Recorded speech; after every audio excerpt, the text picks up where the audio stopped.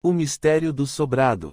Vera Lúcia Marinzec de Carvalho pelo Espírito Antônio Carlos. Amor e Equilíbrio Audiobook. Segunda parte. Puxa, Maria Goretti, que vida difícil a sua.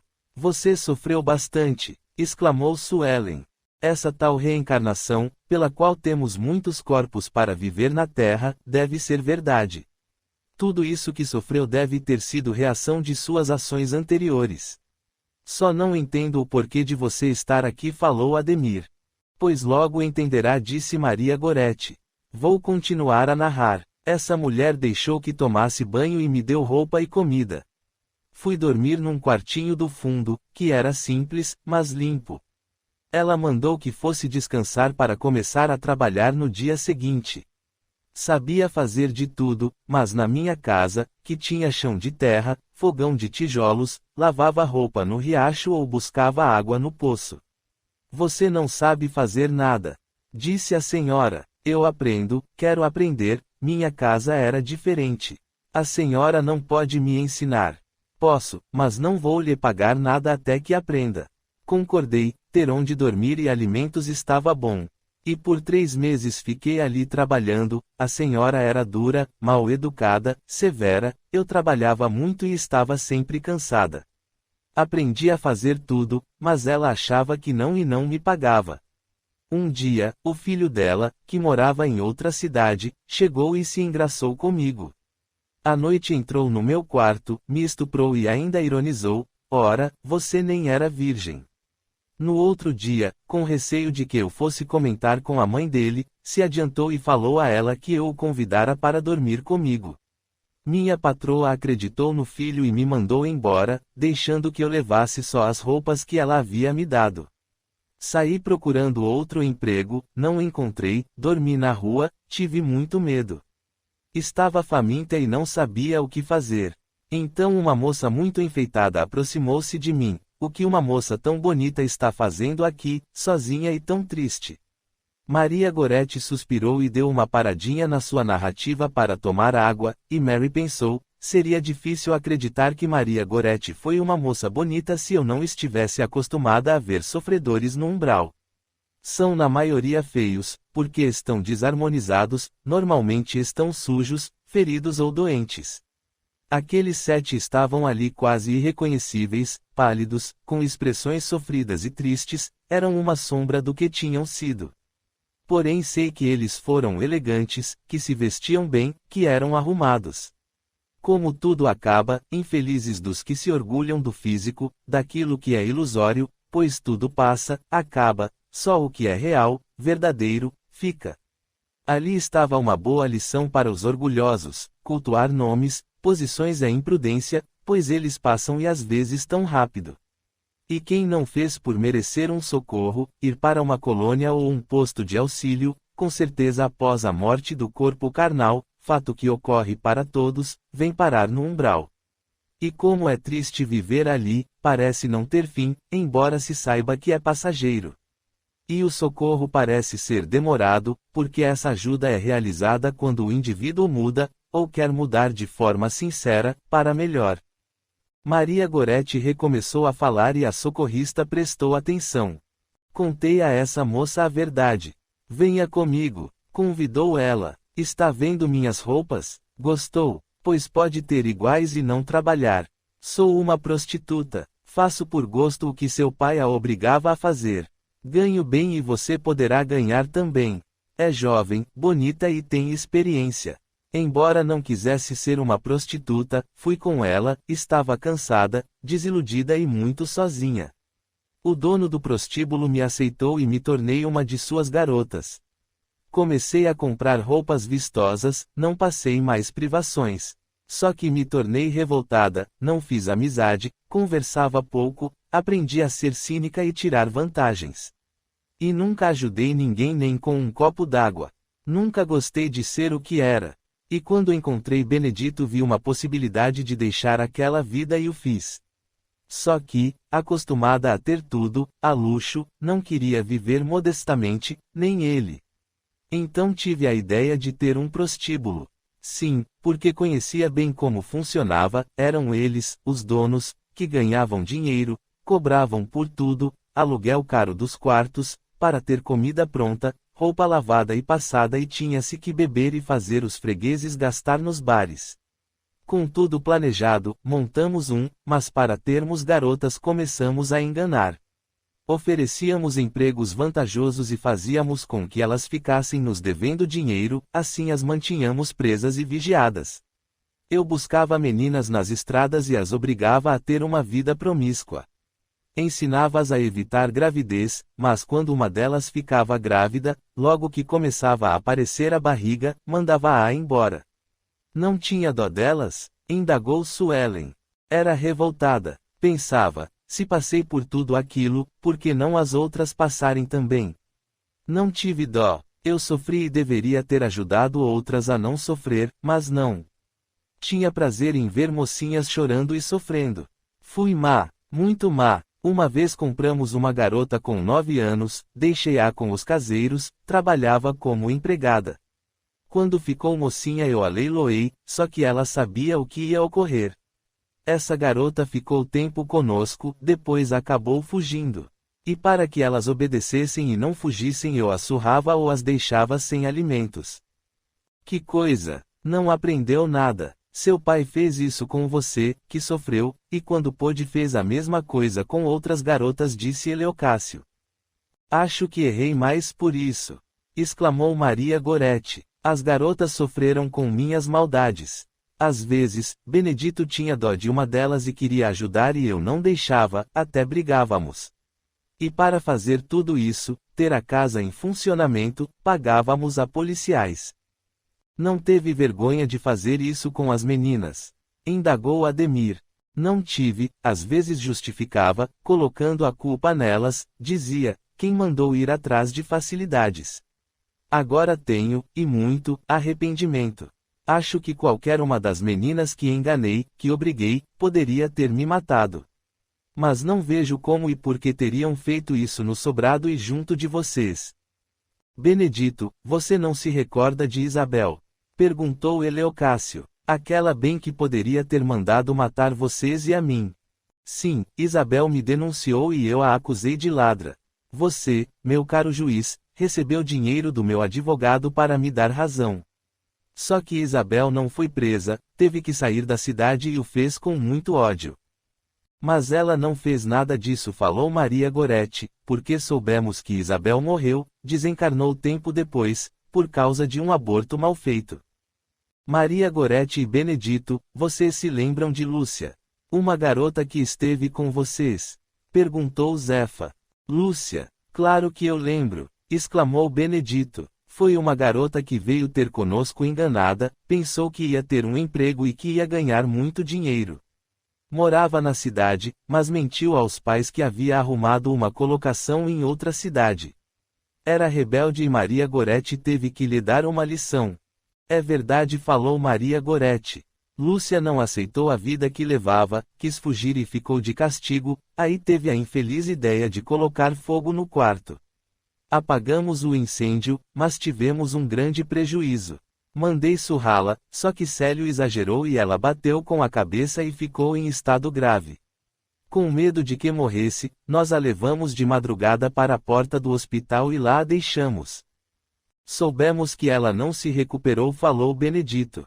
Ficou deficiente, débil mental, os pais a buscaram no hospital, só que eles souberam de nós, que a filha esteve conosco, e começaram a nos ameaçar. Um dia, quando saíram de casa, fui lá com os empregados e quase destruímos tudo. Então ficaram com medo e pararam de nos amolar. Penso às vezes em Lúcia e gostaria de saber como ela está, se sarou.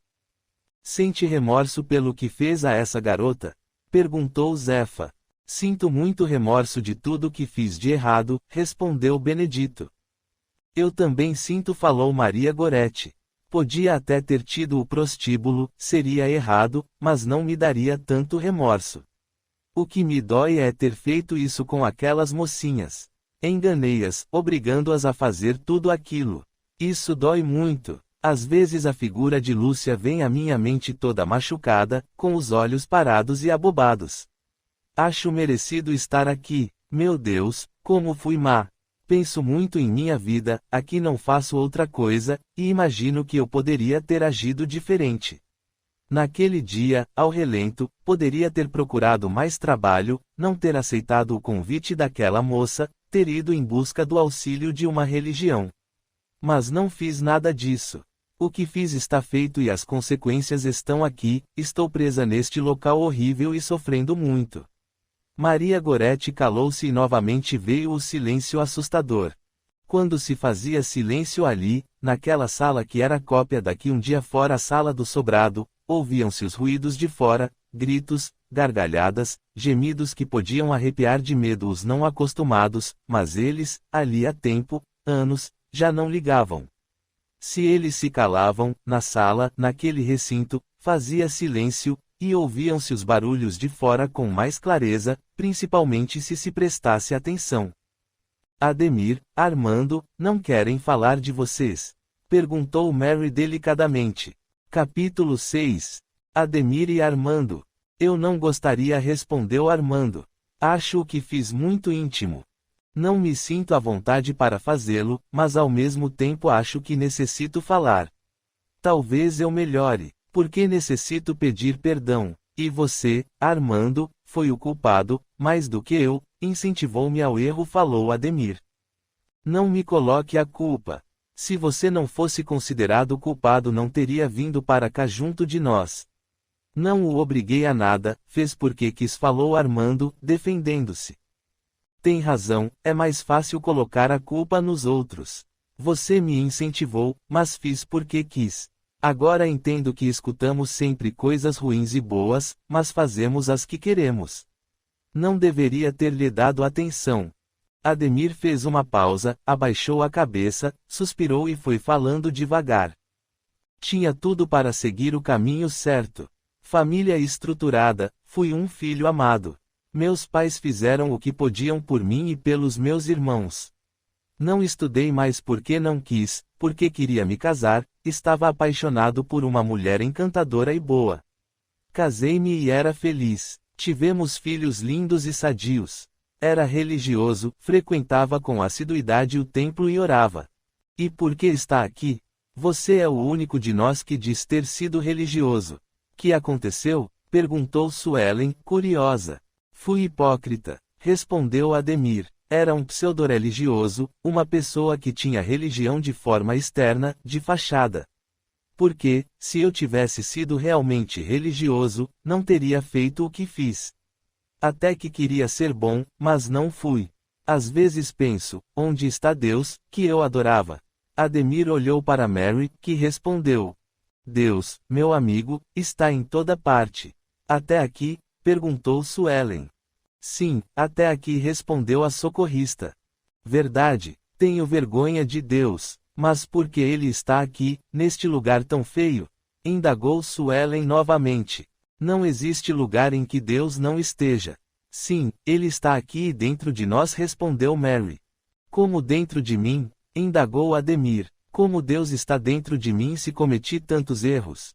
Lembro agora, falou Mary, tentando explicar que li num livro que Santo Agostinho foi, antes de se converter, um homem pecador, que após meditou sobre isso.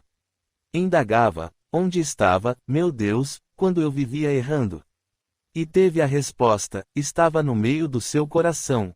Como? Cismava Agostinho. Eu estava sempre presente com você, mas estava ausente de mim, escutava a resposta. Deus, onipresente, não estava ausente da alma de Agostinho, como não está ausente do coração de ninguém. Tanto ele como nós é que não sentimos sua presença.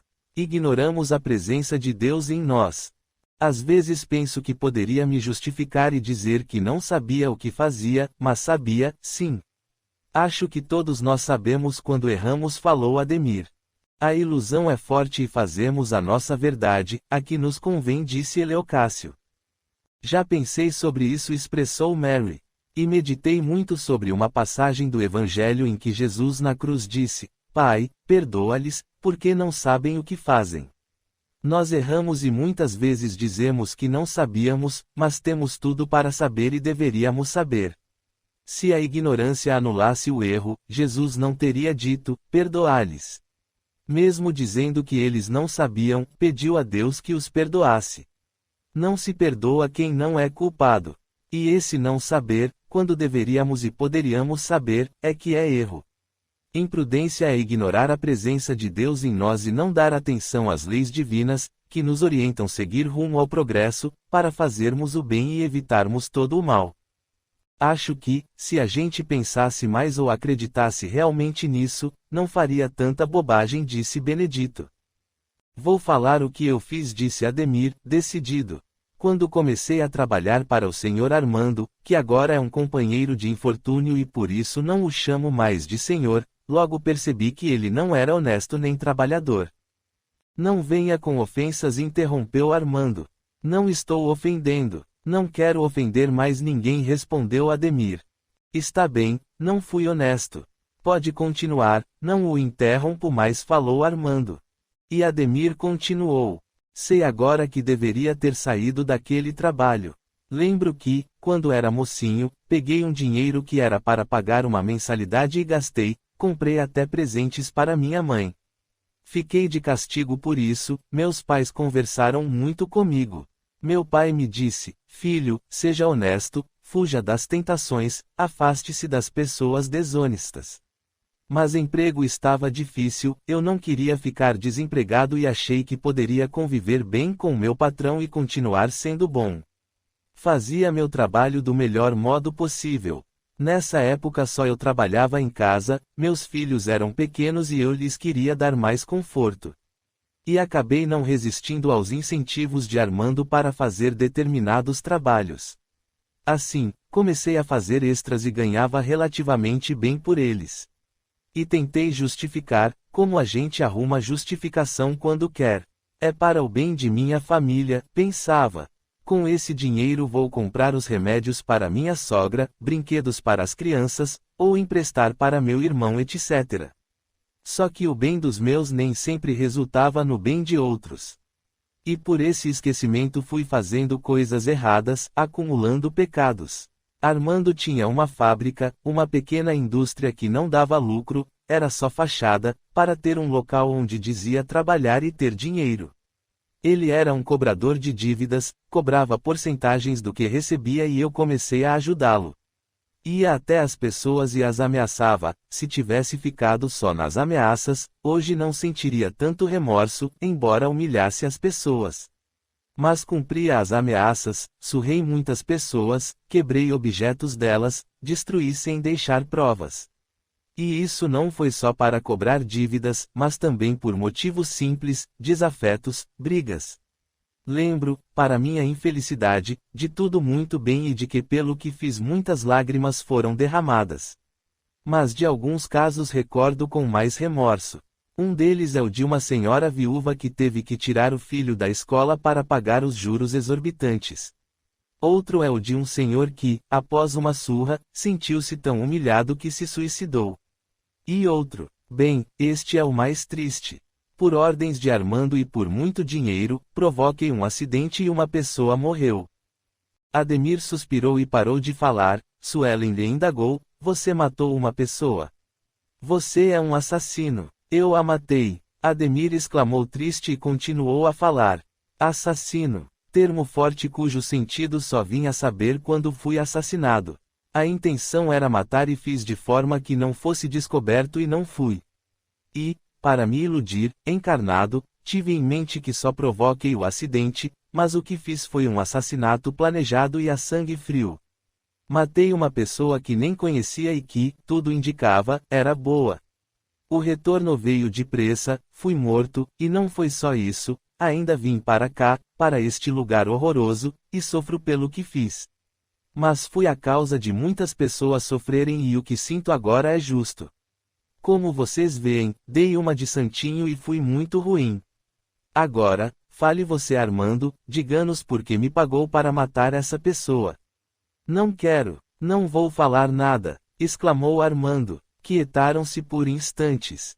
Olá, pessoal, como estão vocês? Muito movimento? Entrou um desencarnado no local falando alto. Era um negro alto, forte, olhos avermelhados e seminu. E aí, ao ver Mary, seu riso passou a sorriso um tanto sem graça. Examinou o local e não soube o que fazer. E Armando, que queria desviar de si a atenção de todos, falou: Oi, Damião, sente aí, esta é Mary, uma socorrista que está aqui tentando ajudar-nos. Cumprimentia. Boa tarde, dona, falou Damião, estou só de passagem, venho sempre aqui dar um alô para eles. Desculpe-me se brinco, falei de movimento para alegrar o ambiente, sei que eles não saem do lugar. Mas não vou demorar, já vou indo. Fique, Damião ordenou Armando. Conte para Mary que foi escravo, o que fala sempre para nós. Acho que interrompi uma conversa séria. Já vou. Até logo. Damião saiu e todos olharam para Armando, convidando-o a falar de si. Ele praguejou e, como viu que eles não haviam desistido e que tinham todo o tempo para esperá-lo, resolveu falar. Tem razão, devo lhes contar o que fiz quando encarnado. Aqui, ninguém teve uma vida digna. E, se estamos querendo saber quem nos matou e por quê, devo continuar a conversa e falar de mim. Depois quem de vocês me criticará? Todos têm seus erros. Estou indignado por estar aqui. Não fui muito religioso, mas na minha religião eles me diziam claramente, afirmavam, que se eu fizesse determinada coisa não ia morrer sem uma assistência espiritual. Um homem de Deus iria me perdoar os pecados. Que expressão estranha é essa, homem de Deus? Falou Benedito. Todos nós somos de Deus, ou deveríamos sentir sempre a presença do Pai em nós, como nos disse Mary. Você não deveria ficar indignado. Abusou, fez algo para ter troca, com interesse, e não de modo sincero. Você, meu caro Armando, expressou Mary, pensou que poderia ter um intermediário entre você e Deus, enquanto deveria ter essas pessoas como conselheiras, simples guias rumo ao progresso espiritual. Porque nossa vida deveria ser um cotidiano bem viver, com a crença de que o reino de Deus está dentro de nós. Nosso pedido de perdão deve ser dirigido a quem ofendemos, a quem prejudicamos e a Deus, por o termos ignorado dentro de nós. Muitos como você se decepcionam ao sentir seus erros aqui, no plano espiritual, após terem sido perdoados por intermediários. Porque ninguém pode fazer por nós o que nos cabe. Podem orar por nós, enviar boas energias, pensamentos que nos ajudarão, mas, se quisermos ser, temos que fazer. Nós mesmos devemos orar, pedir e nos modificar. E você, Armando, se tivesse se confessado a um homem de Deus, como disse, e não tivesse feito a sua parte, nada adiantaria. Porque quando errou o fez sem o consentimento de uma pessoa de bem. Pessoas boas até ajudam, e como ajudam, mas não podem fazer por nós o que nos cabe. Todos prestaram atenção e concordaram, e Armando recomeçou a falar. Só tive um irmão, Arnaldo, que desencarnou jovem, aos 16 anos. Meus pais me protegiam muito, tinham medo de que eu morresse também. Minha mãe desencarnou e meu pai logo após fez também sua passagem para a vida espiritual, nessa época eu já era casado. Nunca levei nada a sério quando encarnado, era gastador e minha esposa, a primeira, não concordava. Eu ia muito a festas, viajava e logo gastei toda a herança que meu pai me deixou. Minha família era pequena, meu pai só tinha uma irmã, tia Zefa, que era casada e só tinha uma filha, a Julieta. O marido de tia Zefa, tio Adalto, estava sempre me chamando a atenção e, quando ele desencarnou, ficou mais fácil lidar com a titia e tirar dinheiro dela. Bem, ela me tirava dos apertos pelos quais passava. É por isso que não me conformo com o fato de ela estar aqui. Sempre foi boa, me ajudou, como também a orfanatos, asilos e amigos. Minha primeira esposa era uma chata, assim eu a achava, mas agora entendo que ela queria que eu mudasse, que me tornasse uma pessoa boa. Nós nos separamos e deixei minha filha, Érica, com ela e quase não as via nem as ajudava. Casei-me novamente com Magali e tivemos 2 filhos, com esta combinava, ela era gastadeira, tão sem juízo como eu. Quando minha prima desencarnou, a filha de tia Zefa, a Julieta, passei a cuidar da titia. Embora gostasse dela, não fazia por sentimento, mas com interesse de ficar com a fortuna dela. Era seu único parente. Sempre tive amantes, vivia de negócios obscuros e nestes anos aqui sofrendo senti pelo que fiz.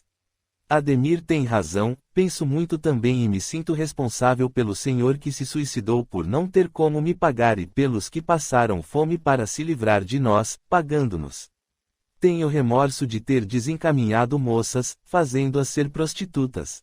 E o que me dói muito é um estupro. Um casal me devia uma grande quantia de dinheiro, não tinha como pagar e tinha uma filha muito bonita de 16 anos. Quando a cobicei, dei a entender que para tê-la perdoaria a dívida. Seus pais a ofereceram a mim e me garantiram que ela era virgem. Fui à casa deles, que saíram, deixando-me com a garota.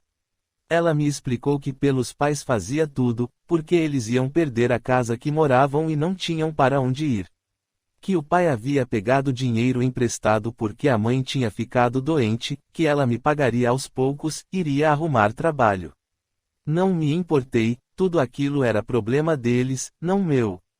Então ela implorou, chorou, estava muito bonita e desprezei seus rogos, como ela não cedia, a estuprei. A jovem era realmente virgem. Depois de saciados meus instintos, saí da casa e devolvi as promissórias ao pai dela no outro dia e nunca mais soube deles. É horrível lembrar isso. Seu choro sentido está na minha mente, vejo aquelas cenas como se estivessem acontecendo agora, lembro seu rosto sofrido e ela me dizendo que me odiava e que um dia ia se vingar. E será que Silvia não se vingou mesmo? Ela seria bem capaz, falou Benedito. Ela se chamava Silvia. Como sabe? Indagou Armando. Silvia esteve conosco um tempo, foi uma das poucas que trabalharam no prostíbulo por vontade própria. Depois foi embora com um homem. Ela não só odiava você, como desprezava os pais, respondeu Maria Goretti.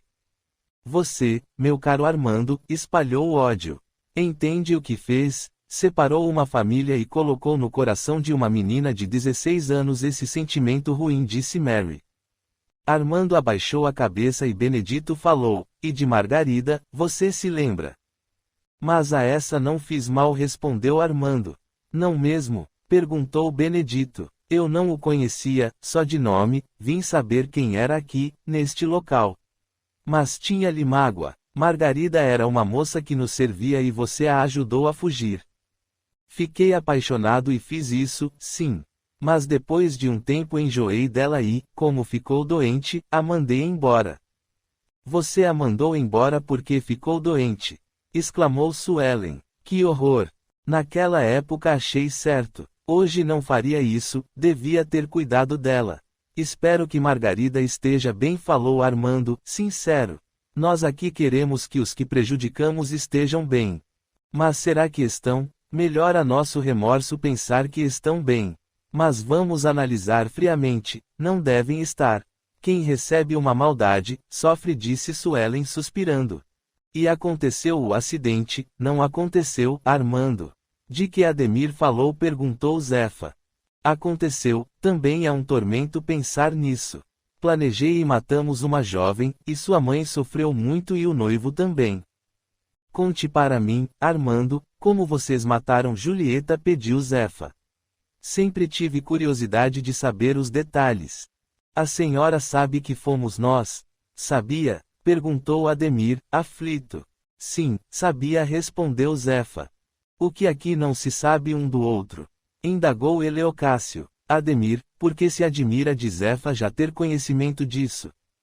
Perdoe-me, Zefa, por Deus, me perdoe. Pediu Ademir, chorando. Tenha piedade e diga que me perdoa. Não posso olhar para a senhora, nunca pude. Pede perdão e piedade, disse Suelen. Ao termos feito o erro, a vítima também pode ter pedido piedade e não tivemos. Penso que, se os fetos que matei pudessem falar, teriam me pedido clemência, o que não tive. Todos nós percebemos que você, Ademir, não conseguia olhar para Zefa. Só que não imaginava o motivo. Você é um assassino, tanto como eu, matou a filha dela, a única. Pode olhar para mim, Ademir, exclamou Zefa. E deixe para me pedir perdão depois. Agora fale você, Armando, o que fez para minha Julieta. Armando e Ademir choraram, o choro sincero do arrependimento. Armando após uns minutos controlou-se e falou, estava interessado na fortuna da senhora, minha tia, queria-a para mim. Mas havia Julieta, a chata e apagada prima, ela que ia herdar tudo. Quando ela arrumou um namorado, noivo, e ia se casar, vi que a fortuna nunca ia ser minha e decidi agir. Entendi que se ela morresse seria eu o herdeiro como o único parente. Planejei bem todos os detalhes e foi o que fiz, com a ajuda de Ademir, matei minha prima. Fiz tudo bem feito, segui Julieta por 2 meses e vi que ela nas quartas-feiras voltava sozinha à noite do conservatório de música, pois o noivo tinha aulas em outro local. Julieta não dirigia bem e seria fácil provocar um acidente com ela na estrada. Quase no horário de ela sair, ir para casa, eu lhe telefonei, Julieta, tia Zefa sofreu um acidente. Ela foi à cidade vizinha com José e o carro bateu numa árvore. Titia está no hospital e eu estou com ela. Não se afobe, não é nada grave. José machucou-se mais. Titia sofreu um corte na cabeça, levou pontos e o médico quer que ela fique internada, que passe a noite aqui. Eu já cuidei de tudo, não se preocupe. Venha para cá, titia quer você por perto. Venha rápido. Não passe em casa, venha daí para cá. Espero você. Julieta acreditou, porque minha tia saía muito com José, o motorista. Preocupada, ela quis saber de detalhes e inventei. Conheci a minha prima e sabia que viria rápido, mas mesmo assim recomendei que não falasse a ninguém e viesse sozinha. Temendo que minha prima duvidasse do telefonema ou passasse em casa para pegar algo e aí visse titia, arquitetei um plano, caso isso acontecesse, eu iria para a casa delas e diria ter recebido um telefonema de Julieta dizendo que titia estava doente. Juraria que a voz era de minha prima. Assim ambos seriam vítimas de trotes. Queria que viesse sozinha, mas estávamos preparados para matar mais um se ela viesse com o noivo. E Julieta, como sempre obediente, veio sozinha. A estrada para chegar à cidade vizinha tinha muitas curvas por contornar montanhas e muitos precipícios. E foi num destes que Ademir a esperou com a caminhonete, emparelhou com ela, empurrou e jogou seu carro para fora da estrada. Julieta não soube como se safar, deve ter se apavorado, não sabendo como agir, e seu carro se espatifou nas pedras e ela morreu. Armando calou-se e Zefa falou. Foi assim que a enganaram. Nunca consegui entender o que Julieta estava fazendo naquela noite, naquela estrada, sozinha. Seu noivo e eu indagamo-nos muitas vezes. Agora entendo. Ela sofreu? Responda-me, Ademir, ela sofreu? Não, Zefa, Julieta teve morte instantânea. Eu a empurrei com a caminhonete, joguei-a para fora da estrada. Inexperiente, ela não soube se livrar e caiu no precipício, respondeu Ademir. Zefa chorou e Suelen disse. Não entristeça mais por isso, Zefa, já passou, faz tempo. Zefa enxugou o rosto com a mão, deu um suspiro e vários outros foram ouvidos. Até Mary o fez, nossa socorrista lutava para não ficar triste, mas se comoveu, sentiu enfraquecer e novamente ouviu a voz tranquila de Alfredo. Calma, Mary, não se escandalize, veja-os como são, pessoas que erram. Sofreram, e você está aí para tentar que compreendam a necessidade de se modificar. Que o arrependimento deles os faça se modificar. Lembre-se que Jesus não condenou a mulher adúltera, mas recomendou que ela não errasse mais. Mais tranquila, conduziu o auxílio do melhor modo possível. Você, Armando, foi um tremendo ingrato. O pior de todos nós. Exclamou Maria Goretti. Disse que sua tia era boa, que ajudava você. Que ingrato você foi. A ingratidão é a pior coisa que existe. Exclamou Suelen. Fazer mal a quem odiamos, até dá para inventar desculpas, a quem desconhecemos, podemos imaginá-las ruins. Mas prejudicar a quem nos quer bem e fez muito por nós é maldade demais. Desculpe-me, Armando. Estou a julgá-lo. Quem sou eu para isso? Sou assassina como você. Sabendo agora da reencarnação, talvez eu tenha matado nos abortos afetos ou pessoas que me ajudaram. Não queria que titia soubesse disso. No começo tive medo da reação dela, depois não quis que sofresse mais. Sim, porque achei que se soubesse ela ia ter uma desilusão que aumentaria seu pesar. Fui imprudente e mau, só tenho que pedir desculpas. Se pudesse levantar daqui, ia de joelhos implorar seu perdão, falou Armando, sincero. A ingratidão faz mais mal a quem é ingrato, opinou Maria Goretti. Pode até doer em quem recebe, mas irá doer muito mais no ingrato. Isso é verdade, falou Mary, explicando.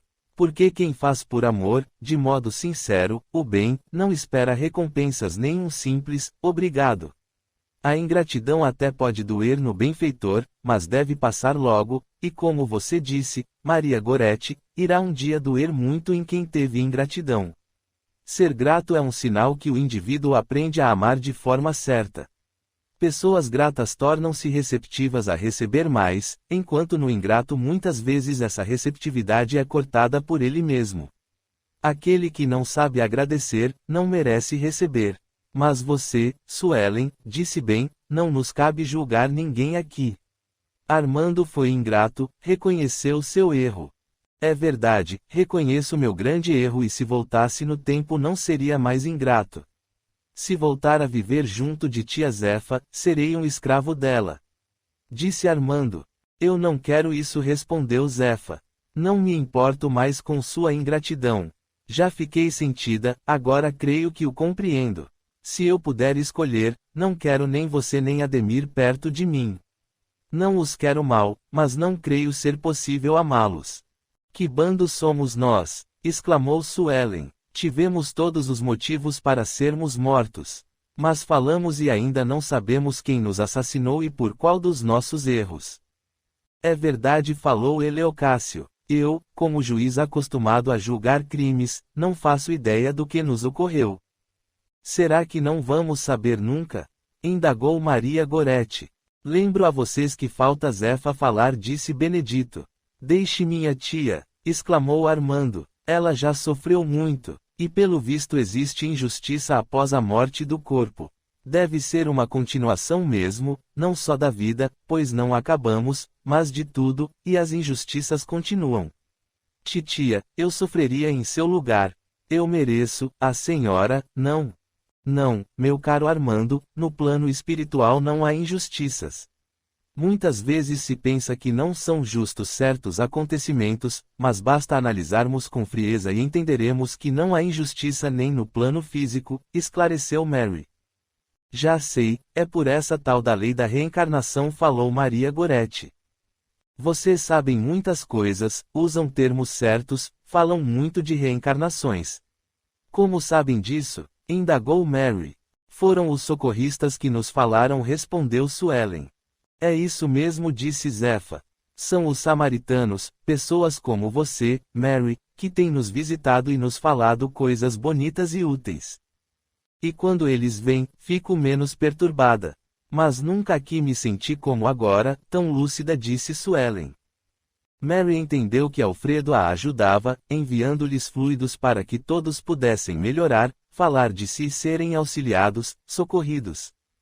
Eu também me sinto assim, exclamou Maria Goretti. Já estive muito perturbada. Foi tudo muito confuso o que nos aconteceu, expressou Zefa. Quando, naquela noite, recebia o impacto das balas, passei por uma dormência estranha.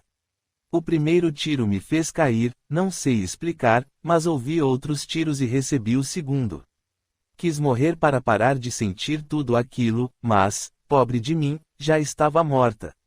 Meu corpo havia morrido e continuei. Continuamos vivos. Vultos nos tiraram da sala, hoje sei que foram desencarnados moradores do umbral, pegaram nosso espírito, nosso verdadeiro eu, e nos trouxeram para cá. Creio que nosso corpo morto foi enterrado. Aqui ficamos parados, cansados, com dores e aqueles vultos que riam, zombando de nós, foram embora. Criamos a sala, não sei como, mas o fizemos, e ficamos aqui sem sair do lugar. Acho que por anos ficamos como enlouquecidos. Aos poucos, fomos melhorando dessa perturbação, mas não do sofrimento. E quando espíritos bons vêm nos visitar, melhoramos. E foi por essas conversas que aprendemos um pouco.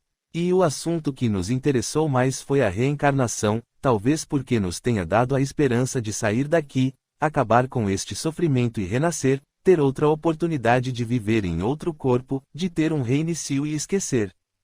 Zefa suspirou e todos também o fizeram. E novamente o silêncio, dessa vez não se escutou nada lá de fora. Mary levantou-se e abasteceu de água o copo de cada um, deu-lhes pão e frutas e trocou os curativos. Fez com delicadeza, com carinho e escutou de cada um deles um agradecimento. Fizeram uma pausa e cada um pensava no que escutara. Quando Mary sentou-se novamente, Eleocácio falou: é triste escutar tudo isso. Somos todos culpados. Vamos tentar lembrar, para esclarecer, o que fomos fazer na casa de Zefa naquela noite. Eu fui me encontrar com Eleocácio, disse Suelen. E eu com você, é óbvio. Exclamou Eleocácio. E eu fui ver os selos, falou Benedito. Gostava muito de selos, era um colecionador. Acho que foi a única coisa de que gostei e pela qual não prejudiquei ninguém. Fui lá naquela noite acompanhando Benedito, expressou Maria Goretti. Fui fazer um trabalho para a titia, num favor a ela, falou Armando. E eu acompanhei Armando, disse Ademir. Tudo simples demais, talvez por isso esteja tão complicado, expressou Eleocácio. Falta você, Zefa, para falar. Não quer também desabafar? Todos se sentiram melhor quando falaram de si, disse Mary. Capítulo 7. Zefa. Isso é verdade, interrompeu Maria Goretti. Eu me senti bem melhor depois que compartilhei meus sofrimentos íntimos e também gostei de escutar, me fez bem. Afinal, estamos juntos há tantos anos e devemos ser mais que companheiros de infortúnios, devemos ser amigos. Estão certos, disse Zefa devagar. É justo que eu fale e que vocês também saibam de mim. Tinha só um irmão como família. Meus pais desencarnaram cedo, eu tinha 12 anos e meu irmão 19. Morreram em um acidente de trem. Esse meu irmão tornou-se como um pai para mim, cuidou de mim e me amparou com todo o carinho e atenção. Quando se casou, continuei a morar com eles, minha cunhada era muito boa, éramos amigas. Conheci Adalto numa feira, embora o achasse um tanto estranho e feio, começamos a namorar. Ele tinha uma história triste. Havia fugido do seu país na guerra e vindo como imigrante para o nosso. Sofreu muito, passou muita fome e necessidades e teve muitos empregos. Morava em um quartinho e tinha poucas roupas. Tive dó dele e o ajudei. Ele contava sempre para mim sua história. Antes da guerra morava com a família numa boa casa, eles viviam tranquilos, tinham uma situação estruturada. Quando a guerra começou, se preocuparam muito e passaram a viver com medo. Ele era adolescente quando a tragédia aconteceu. Seu pai o havia mandado fazer uma entrega e quando voltou para casa ela tinha sido bombardeada e todos tinham morrido, seus pais, 2 irmãos e uma irmã. Ele ficou desesperado, enterrou-os ali, no quintal. Queria morrer também e uns vizinhos o ajudaram. Essa família se preparava para fugir e o convidou para ir junto, e Adalto foi. Tiveram muitas dificuldades, andaram muito, ficaram sem se alimentar, viram muitas tristezas, mas conseguiram embarcar num navio. Ele nunca mais soube de seus outros parentes, os que ficaram no seu país. Acreditava que estavam mortos. No meio da fuga, separou-se desses vizinhos e ficou sozinho no mundo. Adalto era pobre, mas muito trabalhador. Meu irmão no começo não queria que namorássemos, mas acabou concordando. Amávamo-nos e nos casamos. Fomos pobres, mas Adalto, além de esforçado, era inteligente, e com minha ajuda melhoramos de vida. Isso foi aos poucos, com economias e muito trabalho. Não conseguia engravidar e sentia por isso, queria ter filhos e aumentar a família. Meu irmão e eu estávamos sempre juntos, era como se fôssemos uma família só. E foi uma tristeza quando por uma doença inesperada Arnaldo, irmão de Armando, desencarnou. Sofremos muito com eles. Anos passaram, já tínhamos alguns imóveis e desejava mais que tudo ter filhos. Fui a um médico, escondido de Adalto, pois ele achava que era bobagem. O médico não encontrou nada de errado em mim e disse que talvez fosse meu marido infértil. Achei também, porque ele me falava que quando fugiu esteve doente, com muita febre, e que teve muitas dores. Pensei até em adotar uma criança, Adalto não se animou com a ideia, para ele bastávamos nós dois. Mas para mim, não, queria um filho. Então, tive uma ideia. Resolvi trair meu esposo para engravidar. Se fizesse tudo bem feito, planejasse bem, ninguém descobriria. E logo após tive uma boa oportunidade. Adalto ia viajar a negócio para uma cidade do litoral onde existia um famoso porto. Insisti para ir com ele e acabei indo. Enquanto ele trabalhava eu ficava no hotel. Saí disposta a encontrar alguém e ter relações para engravidar. E melhor seria um marinheiro, porque teria a certeza de que não o veria mais. Foi assim que conheci no porto um alto e desajeitado marinheiro, saí com ele 3 dias. Depois ele partiu e nós voltamos para casa. E deu certo, engravidei. Contei, toda feliz, a Adalto, que ficou me olhando assustado. Achei que de tão alegre ele tinha levado um choque. Mas foi muitos anos depois que, numa conversa, ele comentou que a tal doença que teve enquanto fugia o fez infértil. E Adalto naquele momento nada comentou, depois se descontraiu e continuou amoroso, bondoso, acompanhou minha gravidez e, quando Julieta nasceu, ficou feliz como qualquer pai. Eu queria um menino, mas fiquei contente, minha filha era sadia e cresceu forte. Hoje sei que Adalto soube da traição, mas me amava, teve medo de me perder e resolveu aceitar o fato e o filho que eu esperava como se fosse dele. Sou grata a ele por isso. Só que Julieta não era bonita, mas desajeitada, gostava muito de estudar, era pequena quando quis aprender música, a tocar piano e violino. Confesso que me decepcionei com ela, sempre imaginei que meus filhos seriam brilhantes, alegres, e queria que Julieta fosse bonita, chamasse a atenção. Quando Armando disse que ela era apagada, tive que concordar com ele e talvez para muitas pessoas ela fosse chata, uma intelectual que esnobava, a seu jeito, os menos inteligentes. Mas eu a amava muito. Essa traição foi sempre um segredo meu, é a primeira vez que falo desse assunto. Traí um esposo bom, honesto, que mesmo sabendo que a filha não era dele a criou com amor e nunca me falou sobre isso. Arrependo-me muito desse erro. Zefa parou de falar para enxugar as lágrimas. Todos a olhavam, e ela continuou. Meu irmão e minha cunhada desencarnaram e eu senti muito. Por mais que aconselhássemos Armando, ele logo acabou com toda a pequena fortuna que meu irmão com tanto trabalho lhe deixou. Adalto me preveniu sobre Armando, me dizia sempre, minha querida, sei que ama seu sobrinho, mas você deve ver nele seus defeitos, que são graves. Ele é farrista, mulherengo, ocioso e faz negócios um tanto suspeitos. Ele acabou em pouco tempo com toda a herança dos pais. Não quero criticá-la, mas você o tem ajudado muito. Cuidado para não se arrepender mais tarde. E Julieta dava razão ao pai. Mamãe, papai tem razão. Meu primo é um mau caráter. Não gosto dele e acho que Armando ainda vai aprontar conosco. Sei lidar com ele, respondia. Depois que meu irmão e cunhada faleceram, sinto-me responsável por ele, como o pai dele foi por mim. Mas é diferente, você na época era pequena e Armando é um adulto desajuizado, falava Julieta. E eu o via como um menino sem juízo que precisava de proteção e estava sempre o ajudando. Nossa vida decorria simples com Adalto aumentando nossos bens. Meu marido ficou doente, sua enfermidade era grave e nós duas nos desdobramos em cuidados. Ele, preocupado conosco, teve o cuidado de aplicar sua fortuna em bens, como casas, prédios, para que não corressemos riscos nem tivéssemos muito trabalho. Dividiu tudo para mim e Julieta e, quando esta desencarnou, ficou tudo para mim. Adalto sofreu e sofremos junto. Ele ficou acamado por meses e desencarnou. Sentimos muito e choramos unidas, mas a vida continuou e passei a dedicar-me a Julieta. Às vezes discutíamos, porque eu a queria diferente, primeiro que fosse homem, depois que se arrumasse, mas ela não se importava com nada de material, era tímida, quieta, mas muito bondosa. E foi Mariinha, a minha empregada, que me fez compreender, Dona Zefa, Julieta é uma pessoa especial, não brigue com ela, deixe-a ser como ela é. A senhora tem um tesouro por filha e não vê isso.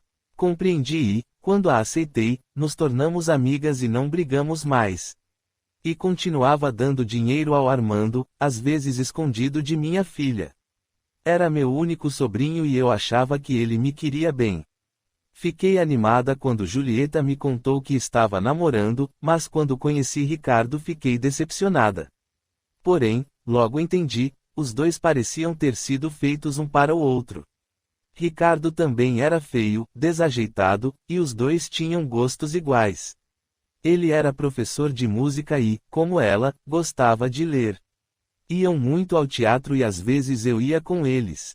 Conformei-me, vendo-a feliz, e me pus a fazer planos com os netos que certamente viriam. Conversamos, eles se casariam logo e morariam comigo. Não necessitariam preocupar-se com dinheiro e poderiam continuar com a música ou dar-se ao luxo de serem músicos, embora nenhum deles tivesse talento. Foi então que aconteceu o acidente. Pensei que fosse morrer, senti uma dor tão grande ao saber que minha Julieta havia falecido. Foram Armando e Magali que vieram me acordar e me dar a notícia. Eles fizeram tudo para suavizar o trauma. A polícia havia avisado meu sobrinho, porque tinham achado o carro caído com ela morta dentro. Lembro bem de cada detalhe. Naquela noite Julieta se atrasou, pensei que tivesse saído com o noivo e fui dormir. Acordei com Armando me chamando. Levantei-me, aflita, olhei no relógio, eram 2h40 da madrugada. Entrei no quarto de minha filha, chamando-a, Julieta, parece que Armando está aí fora me chamando. Levante, venha comigo ver o que ele quer. Julieta, ela não estava no quarto, sua cama estava arrumada. Desci as escadas afobada, abri a porta, corri para o portão e ao ver Armando e Magali senti que algo sério tinha acontecido. Foi muito triste o velório, Julieta estava com o corpo muito machucado. Não me conformava, não queria acreditar e, desesperada, a vi ser enterrada. Queria ter morrido junto. Armando e Magali foram prestativos, levaram-me ao médico, ele comprou os remédios. Eu orava muito, pedindo a Deus que me levasse, queria morrer para ficar com meu marido e minha filha. Muitos amigos me fizeram companhia. Ricardo sofreu muito, ele amava realmente Julieta. Nós dois, por mais que pensássemos, não conseguíamos entender como e por que Julieta estava naquela estrada. Será que ela me traía? Indagou Ricardo. Eu não achava, Julieta amava o noivo. O tempo passou devagar, minha vida perdeu o sentido. Não achava graça em nada. Ricardo foi escasseando as visitas. Até que um dia me contou que estava interessado em outra moça. Tentei disfarçar minha decepção e sorri. Depois entendi que ele tinha que refazer sua vida. E viúvo é quem morre, pensava. E Ricardo não tinha por que sofrer por minha filha a vida toda. E tempos depois, quando se casou, lhe dei uma soma razoável de dinheiro e desejei de coração que fosse feliz. Armando continuou a me levar ao médico, a comprar meus remédios, a fazer tudo o que eu precisava, e eu lhe dava muito dinheiro e nem me preocupava com o que ele fazia com o dinheiro. Eu não necessitava de muito para viver e depois ele seria meu herdeiro e achava certo ajudá-lo. E minha vida era muito chata, recebia algumas visitas e fazia outras e ainda usava os serviços de José, o motorista, que estava sempre me levando a lugares. Estava um pouco esquecida, com a pressão arterial alta e não gostava de fazer regime. Mariinha, a empregada, era minha companheira, cuidava bem de mim e eu a auxiliava muito. Ia muito ao cemitério. Enterrei minha Julieta com o meu Adalto, fiz um túmulo bonito e 2 vezes por semana ia lá orar, limpar o túmulo e colocar flores. Com essas visitas, fiz amizade com duas senhoras que tinham os mesmos sofrimentos que eu, conversávamos muito, nos lamentávamos. Nós nos tornamos amigas mesmo, eu gostava delas e elas de mim. Elas também iam ao cemitério chorar seus mortos e muitas vezes almoçávamos lá perto, ficávamos horas a conversar. E foi então. Foram interrompidos por batidas na porta e por um homem com voz forte e grossa indagando. Posso entrar? Não esperou resposta e entrou, olhou tudo, observando detalhadamente, e contou. 1, 2, 8. Por que 8, se foram 7 os assassinados? Vocês não são os mortos do sobrado da Rua Curva. Silêncio. Os 8 da sala também o olharam, examinando. Depois de uns segundos, Benedito falou. O senhor, digo, você não é o delegado Cássio? O famoso corrupto da cidade? Veja bem como fala, respondeu o homem. Não permito ofensas. Não mesmo? Perguntou Benedito. Não creio que aqui ainda mande em alguém ou em alguma coisa. Lembro que você me extorquia dinheiro. Foram muitas as vezes que lhe paguei para continuar com minhas atividades. Como sei também que você fazia isso com muitas outras pessoas. E este lugar é o certo para os corruptos. Que está fazendo aqui? Que quer? O homem não respondeu, continuou falando como se não tivesse escutado Benedito. Deixe ver se acerto. Você é Josefina, a dona do sobrado.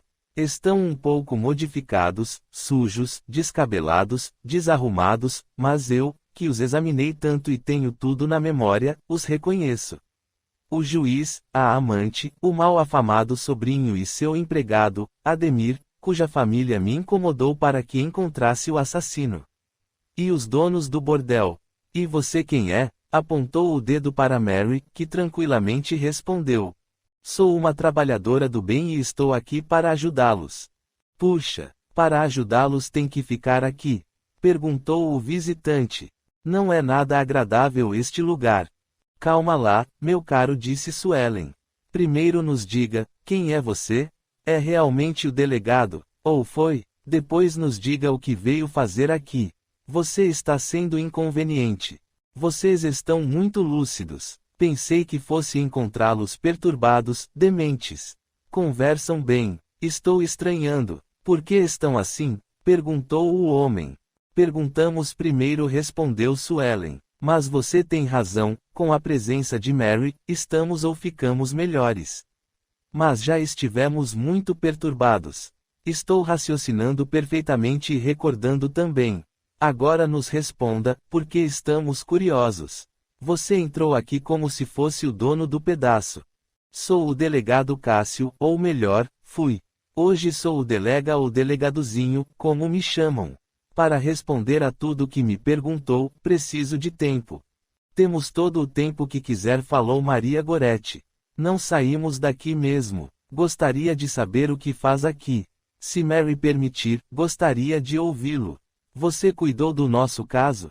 Desencarnou. Sabe quem foi que nos assassinou? Não. Cássio respondia com sinais de cabeça e depois disse, vim aqui na esperança de saber quem os assassinou. Vocês devem saber, não é? Não. Impossível. Como foram mortos e não sabem? Caro delegado, respondeu Eleocácio, realmente não sabemos. Todos nós vimos um moço desconhecido que atirou sem falar nada. Ninguém aqui lembra de tê-lo visto antes. Não sabemos quem é. Um matador de aluguel, exclamou Cássio. Só pode ser. Mas por quê? Quem mandou? Por que vocês todos juntos? Gostaria de saber, sempre o quis. Não esqueço esse crime, quis tanto solucioná-lo. O mistério do sobrado, como o caso ficou conhecido. Se tivesse achado quem os matou, teria ficado famoso. Cássio sentou-se no chão, perto de Mary, e olhou para Zefa. Estranho ver a senhora e Ademir aqui. Pelas minhas investigações, Ademir só tinha de errado o fato de ser empregado daquele ali. Você, meu caro Ademir, pelo visto deve ter feito ou ajudado seu patrão a fazer falcatruas. Mas Dona Josefina era limpa, isto é, não achamos nada que tivesse feito de errado para estar aqui no meio desta gente ruim. Está nos ofendendo de novo, interrompeu Maria Goretti. Somos, sim, um bando de errados. Mas e você? Está isento de erros? Não creio que esteja, senão estaria em outro lugar. Bons no umbral, só os socorristas. Se tivesse sido um delegado honesto, não estaria aqui. Não é por ter sido um homem da lei que veio para cá, não é. Mary se intrometeu para explicar. Podemos fazer o bem ou o mal independentemente da profissão que temos. A oportunidade é a mesma para todos. Entendo que em algumas profissões se tem mais facilidade para fazer o mal, como em outras se tem melhor chance de fazer o bem. A profissão de homem da lei, como disse Maria Goretti, deveria ser tão responsável como outra qualquer. Existem bons profissionais nessa área, como existem os maus. Certamente Cássio não está aqui pela sua profissão, mas pelo que ele foi ou fez. Obrigado, Senhora Mary. Posso lhe chamar de Mary? Obrigado. Você tem razão, muitos colegas meus que foram bons desencarnaram e estão muito bem. Não culpo minha profissão por eu ter vindo para cá ao ter meu corpo físico morto. Não posso colocar a culpa em ninguém, só em mim, mas ninguém quer me escutar. Estou curiosa para saber por que você está aqui no umbral. Como nos achou? Perguntou Suelen. Tive uma perturbação forte quando desencarnei. Vim entender o que aconteceu comigo aqui no umbral, ou nesta região do plano espiritual que eu conheço. Foi muito desagradável, mas deixemos isso para lá. Esse crime da Rua Curva sempre me incomodou, intrigou. Fui taxado de incompetente pela imprensa, meus superiores me cobraram resultados. A família de Ademir me perturbou, queriam que eu descobrisse quem foi e por que o fez. Não foi roubo, pois não roubaram coisa alguma. E nós da polícia não conseguimos descobrir nem chegar a conclusão nenhuma. A conversa está boa, mas tenho que ir. Vocês têm todo o tempo, mas eu não. Tive permissão com hora marcada para vir aqui. Você é um empregadinho do mal ou escravo? Perguntou Benedito. Nenhum nem outro, ou os dois ao mesmo tempo, respondeu Cássio. Quando desencarnei, fui desligado do corpo por um espírito que queria vingar-se de mim. Ele muito me maltratou. Depois, fui libertado por um morador daqui que tem um bom cargo numa cidade umbralina e fiquei por lá o servindo. Estive sempre curioso para saber o que ocorreu com vocês e, quando fiquei sabendo que havia um grupo neste local, preso numa espécie de sala, e que tinha sido assassinado, pedi para vir aqui. E para ter permissão tive que fazer alguns trabalhos extras.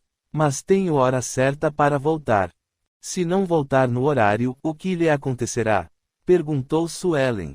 Serei castigado. Às vezes pode ser que meu chefe esteja de bom humor e me escute, então o castigo pode vir ou não. Mas na maioria das vezes castiga-se e nem sequer ouvir justificativas. E você gosta disso? Perguntou Benedito. Não, não gosto, mas não tem outro jeito. E você, gosta de ficar aqui? Indagou Cássio. Não, você tem razão, não se tem escolha, respondeu Benedito. Não deve ser fácil para você, acostumado a mandar, ter que obedecer. Não é mesmo? Sou humilhado a todo instante, respondeu Cássio. O pior é que eu sempre fui o homem da lei contra os bandidos e agora me sinto como um bandido, do lado deles. Isso é horrível. Você não se arrependeu, Cássio? Não sente vontade de mudar de vida? Indagou Mary. Sinto, sim. Queria mudar a forma de viver, mas não sei como. Se sumir, ou o chefe me pega ou aquele espírito que quer se vingar de mim, respondeu Cássio. E se você for procurar ajuda dos bons espíritos? Sugeriu Mary. Não sei, será que eles me aceitariam? Pelo que fiz não posso ser considerado bom, respondeu Cássio. Se você veio aqui para saber quem nos matou, perdeu seu tempo, disse Suelen. Estamos conversando há horas. Cada um falou um pouco de si e não descobrimos nada. Eu fui. Suelen falou, resumindo o que fez, quem foi e depois continuou falando de cada um, sendo interrompida às vezes por um deles para acrescentar algo. E finalizou. Como vê, senhor ex-delegado, temos muitos motivos para ter sido mortos. Vocês agrediram, agiram errado e, assim, ficaram sujeitos a receber agressão, a ter a reação de seus atos, disse Mary. Como uma pessoa acostumada a lidar com crimes, tenho a certeza de que todos vocês não falaram muito, estão escondendo algo, disse Cássio, olhando para eles. Abaixaram a cabeça, alguns até suspiraram e ninguém respondeu. Cássio disse Mary, por que você não fica conosco, esquece seu chefe, fala de si e permite que o ajude. Capítulo 8. Delegado Cássio. Não quero que meu chefe fique irado e que possa não só castigar a mim, mas a vocês também, respondeu Cássio. Posso lhe garantir que ele não fará isso. Se você quiser mudar de vida, terá a nossa proteção e seu chefe nada poderá fazer. Depois você ainda tem algumas horas, falou Mary. Você tem razão. Quero há tanto tempo desabafar e nunca encontrei alguém aqui que me escutasse. Errei e me arrependo. Posso mesmo falar de mim? Pode, respondeu Suelen. Minha família era unida e sem grandes problemas, fui uma criança ativa e esperta e desde pequeno queria ser policial. Estudei sem dificuldades, cursei direito e fiz carreira na polícia. Gostava do que fazia. Prender bandidos era prazeroso, como também, infelizmente, abusar sexualmente dos presos. Logo, quando mocinho, percebi que não gostava de mulheres, mas fiz de tudo para que ninguém notasse. Justificava à minha família, aos meus pais e irmãos que não casava porque tinha medo que bandidos usassem minha família, pois meu trabalho era perigoso. Muitos presos para ter regalias eram meus amantes. Foi então que me apaixonei por um deles, só que ele não me queria e não aceitava essa sexualidade. Forcei-o, ameaçava colocá-lo em celas com perigosos, deixei-o sem alimentação, até que cedeu. Estava preso por roubo, era bonito e tinha estudo. Eu sabia que ele, quando saísse da prisão, não iria me querer, assim segurei-o, não o soltei quando venceu sua pena. Ele me odiava, mas ficava calado. Sua família conseguiu um advogado e um juiz mandou soltá-lo. Quando ele saiu, só disse: um dia, senhor delegado, a situação será invertida, sei esperar. Havia muito ódio em seus olhos. Não o vi mais, ele viajou, foi morar longe com medo de mim. Eu sofri, amava-o, e fui me entreter com outros. Cássio suspirou, parou de falar por momentos. Forçar os outros. Tenho horror disso, exclamou Suelen. Não me conformo. Por que forçar alguém sexualmente? Você foi um estuprador. E ainda não falou da parte corrupta, disse Benedito. Recebia dinheiro de bandidos e depois diz que não é bandido. Vocês têm razão, fui corrupto e estuprador. Forcei alguns presos, embora outros gostassem de me servir. Era generoso com meus amantes. Estes tinham privilégios na prisão. Arrependo-me muito disso, esse ato me marcou muito. Talvez porque você tenha sofrido por isso, falou Armando. É verdade, sofri, e lhes digo, não faria isso de novo, disse Cássio. Homossexualismo é um problema sério, opinou Ademir. Tudo que é contra a natureza é errado.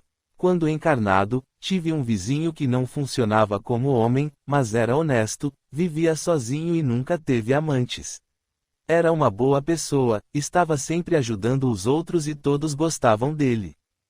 Uma pessoa admirável esse seu vizinho, Ademir, exclamou Suelen. Mesmo sozinho viveu honestamente. E solidão é algo estranho. Às vezes estamos junto a outros e nos sentimos sozinhos, em outras, aparentemente estando sem ninguém, não nos sentimos só. Creio que quando temos algo edificante para fazer, ou quando nos lembramos de fazer o bem, não existe solidão. Desde que meu corpo morreu, aqui estamos juntos, mas senti muita solidão. É falta de afeto verdadeiro, opinou Zefa. É um fato complicado o seu, Cássio, exclamou Benedito. Eu nunca mais forço ninguém a fazer o que não quer. Sofro muito por ter agido assim como você, obrigando pessoas a ceder. Acho que você, delegado, errou mais em forçar. Eu não gosto de lembrar meus erros, mas lembro. É verdade. Gostaria de esquecer minhas maldades e não consigo. Estou consciente dos meus erros, expressou Cássio. Mary, você já viu muitos homossexuais no umbral? Perguntou Maria Goretti. Não gostava deles, achava-os ruins, creio que era tudo preconceito. E, se tivesse ficado sabendo que o delegado era o teria chantageado. Maria Goretti, conheci quando encarnada alguns homossexuais, uns honestos, pessoas boas, e outros, não. E não tinha preconceito, escolhia amigos pela bondade. E compreendi que existe muita diversidade entre pessoas que se denominam homossexuais. Aqui no plano espiritual também divergem. Pessoas boas quando desencarnam têm opção de fazer um tratamento para entender os vários motivos de serem como são, recordar o passado e se harmonizar. No plano espiritual, que abrange colônias, postos de socorro, não há união sexual, e sim agrupamento por afinidades, amizades, podendo-se ver até alguns casais que se amam ficarem juntos, aprendendo a se amar cada vez mais. Aqui no umbral, onde trabalho há anos, tenho visto alguns que, encarnados, foram homossexuais e que aqui vieram por afinidade, destes, muitos continuam a ser o que eram. Porque só nos livramos dos reflexos do corpo físico quando aprendemos a viver sem ele, como desencarnados. E preconceito é sempre ruim.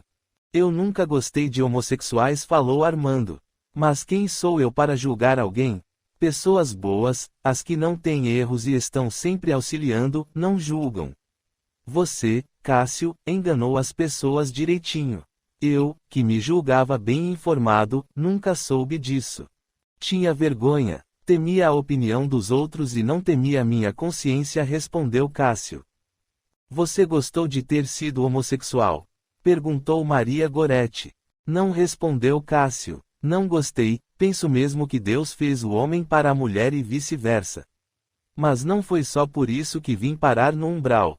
Creio que se tivesse sido bom teria a chance de ser socorrido. Gostaria de fazer esse tratamento de que Mary falou e ser homem ou mulher e amar o oposto. É triste ter um sexo e querer ser o outro e, pior ainda, ser promíscuo. Suspirou, e continuou a falar. Desencarnei quase de repente. Senti-me mal, fui ao médico, que pediu que me internasse num hospital para fazer exames, e lá meu coração parou e não conseguiram me salvar. Meu corpo morreu e esse moço por quem estive apaixonado estava me esperando. Com ódio, ele me desligou do corpo morto e minha agonia começou. Ele e outros desencarnados me maltrataram. Sofri muito, mas entendi o tanto que eu o fiz sofrer. Senti dores e humilhações do mesmo modo que o fiz passar. Cheguei a lhe pedir perdão, mas ele não me perdoou e por 3 anos fiquei com o grupo. Depois o bando se desfez, cada um foi para um lugar e ele se desinteressou de mim, acho que se sentiu vingado e meu chefe atual me pegou para escravo. Esta vida é horrível, escondido, tenho chorado e maldigo meus erros. Cássio fez uma pausa e Benedito indagou. E as corrupções? Não esqueça que eu lhe dei dinheiro. Será que não foi você, Cássio, que nos mandou matar e aqui veio só para saber se descobrimos? Falou Suelen. Não fui eu, respondeu Cássio depressa. Não matei ninguém nem mandei matar. Creio que nem em troca de tiros com bandidos assassinei alguém. Um dia fui a um culto religioso e a pessoa que pregava disse que Jesus havia dito, o que Deus uniu o homem não separa. Nosso Criador uniu o espírito ao corpo e o homem não podia. Mas haveria a intenção, meu caro, falou Maria Goretti. Não o culpo pelos meus erros.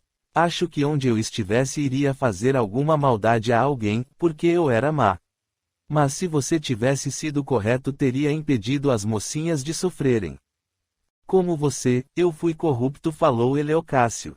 E me sinto responsável pelo que podia ter evitado e não fiz. Fico pensando que, ao deixar de prender um traficante, contribuí para o vício de jovens, ao permitir que um ladrão permanecesse solto, possibilitei que roubasse pessoas, e, no caso de um assassino, deixei que tirasse a vida física de alguém. Entendo você, disse Armando. Até gostaria que alguém tivesse me impedido de fazer tantas maldades. Como acho também que foi bom eu ter morrido. Se ficasse encarnado, teria feito muito mais coisas erradas. Teria sido melhor para mim se eu tivesse sido preso e pagado pelo meu crime. Só que não foi assim e não adianta pensar o contrário, falou Maria Goretti. Não se pode mudar nada do que fizemos e isso é muito triste. O remorso dói muito. Eu maldizia você, Cássio, por ficar com parte do nosso lucro e agora, vendo-o sofrido como nós, não lhe tenho mais raiva. E, se tivesse nos prendido, sido honesto, eu aqui só teria que o bendizer, porque teria evitado que fizéssemos muitas maldades. Sinto que pelas consequências dos meus erros tenha desencadeado outros. Não só prejudiquei a vida das meninas ali no bordel, mas, pior, as fiz amarguradas, fiz com que aprendessem a odiar, a querer vingança e se viciassem na bebida, fumo e prostituição. Não fiz mal só ao corpo, mas ao espírito delas. É verdade, exclamou Cássio. Com meus abusos na prisão, fiz muitos odiar e esse moço até se vingar. Como deixei, por dinheiro, que pessoas continuassem soltas a fazer maldades. A gente não pensa que, quando erra ou pode impedir que outro erre e não o faz, está sendo responsável por danos, causando muito sofrimento, contou Zefa. Quanta irresponsabilidade quando se pode impedir e não o faz, expressou Suelen. Mas sempre temos oportunidades de consertar, de construir o que destruímos, de reparar, aprender, sermos honestos, nos esforçar para fazer o bem e sermos bons, falou Mary. Acredita mesmo nisso? Perguntou Armando. Sim, acredito, respondeu a socorrista. O remorso deve ser construtivo. Devemos ter consciência dos nossos erros, como também de que, se pudéssemos voltar no tempo, não os cometeríamos novamente. Lembro-lhes que Deus é nosso Pai e que nos ama, e por esse amor misericordioso não nos condena ao sofrimento eterno. E que outras oportunidades teremos e devemos aproveitá-las bem e... Foram novamente interrompidos. Capítulo 9. O ex-escravo. Escutaram um choro alto e sentido, vinha de alguém que estava do lado de fora e embaixo da janela. Quem será? Indagou Suelen. Alguém que nos escutava. É melhor ver quem é, falou Benedito.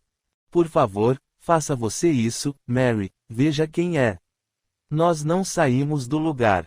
Até tenho curiosidade e vontade de andar por aí, ver como é tudo lá fora, expressou Maria Goretti.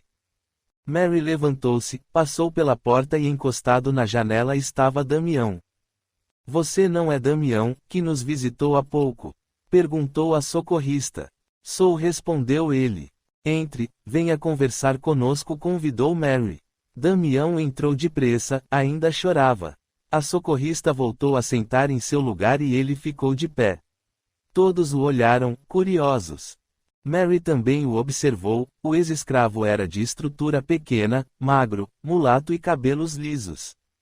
Sente-se aqui, falou Mary, mostrando o local entre Benedito e Ademir. E você, Cássio, acomode-se ali entre Suelen e Armando. Assim, faremos um círculo e poderemos conversar. Eles se sentaram no chão. Suelen indagou, curiosa, o que faz aqui, escravo Damião? Não tinha ido embora, fingi ir, mas estava curioso para saber o que acontecia aqui e fiquei embaixo da janela escutando, respondeu Damião. E por que chorou? Perguntou Ademir. Chorei porque me emocionei, respondeu Damião, enxugando as lágrimas, suspirou e continuou a falar, eu me senti péssimo, triste e infeliz. Tenho errado tanto, já pequei muito, ao escutá-los, compreendi que nós estamos aqui porque nos afinamos, merecemos, temos nossos erros a nos atormentar. Mesmo nos esforçando para enganarmos a nós mesmos, eles estão marcados como ferro em brasa e, pior, doem. É assim com vocês, comigo. Não resisti e chorei, um choro represado há muito tempo. Chorou de novo e todos ficaram quietos.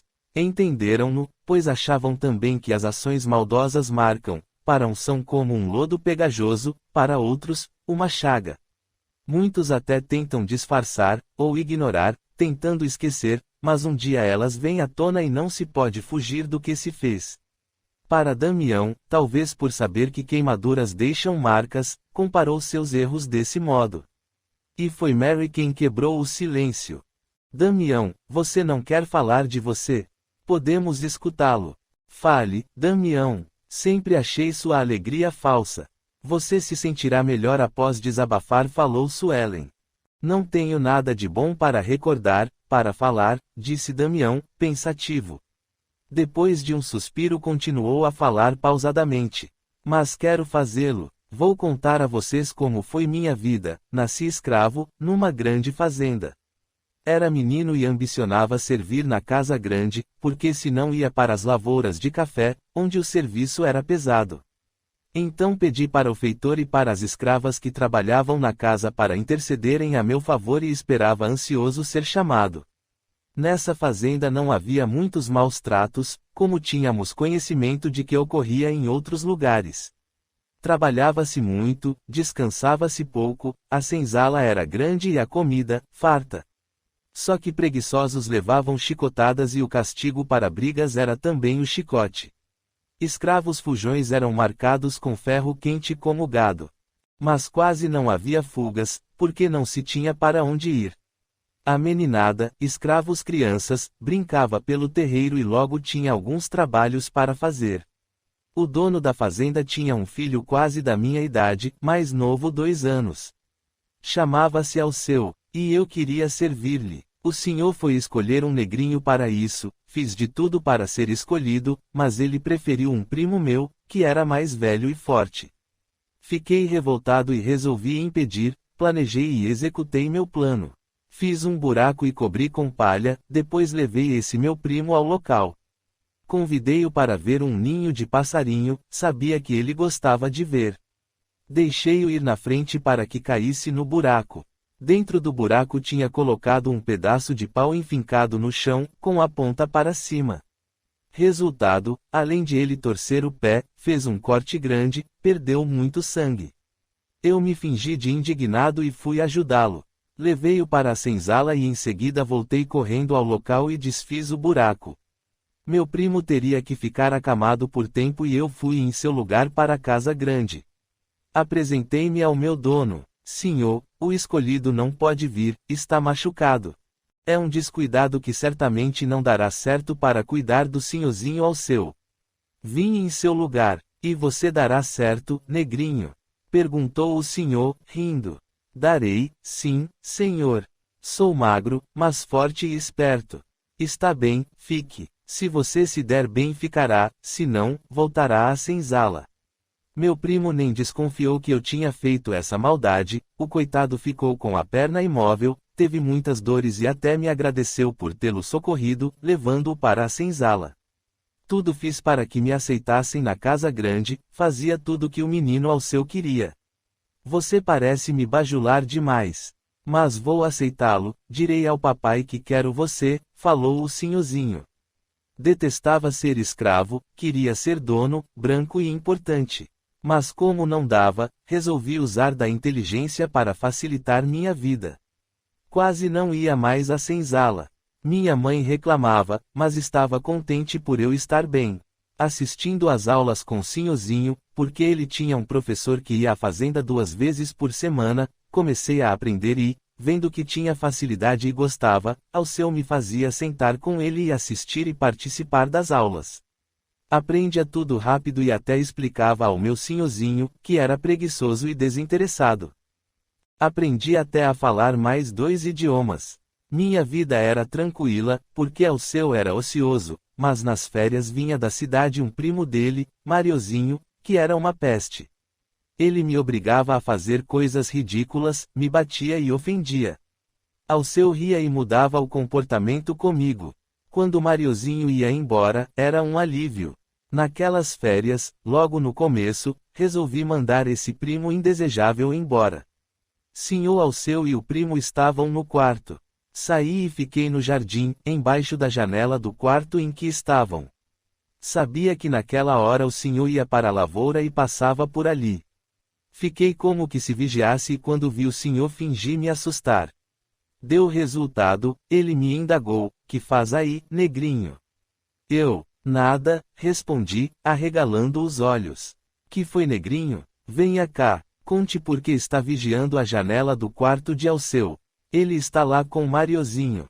Os 2 sozinhos. Não quero que ninguém os surpreenda. Eu estou a vigiar, respondi. Foi Alceu que o mandou? Não, senhor, eu que quis. Por quê? Como não respondi e comecei a fingir que tremia, o senhor se interessou e ameaçou: fale, senão vai para o tronco. Não me castigue, por Deus. Senhor, ninguém pode saber o que acontece naquele quarto. Ia ser um escândalo. O que acontece? Perguntou o senhor. Nem eu sei, respondi. Após mais ameaças, falei, inventando, é que eles ficam pelados fazendo coisas. O quê? Perguntou o senhor, assustado. É esse Mariozinho safado, senhor. Se eu fosse o senhor mandava-o embora, falei devagar, temendo sua reação. Vou lá e eles vão ver. Exclamou ele, irado. Senhor, espere. O que vai dizer aos outros? Não faça isso, escutei senhorzinho ao seu falar que se descobrissem ele se suicidaria. O senhor parou. O irmão dele com 17 anos havia se suicidado há alguns meses e falavam que era porque ele gostava de homens. Aproveitei que ele pensava no que ia fazer e falei, a culpa é do senhorzinho Mariozinho. Faça-o ir embora e tudo volta ao normal, ninguém ficará sabendo. Acho que vou fazer isso. E você, negrinho, não vai falar nada, disse o senhor. Não, juro que não falo. Depois nem sei o que estão fazendo. Não falo nem ameaçado com ferro quente.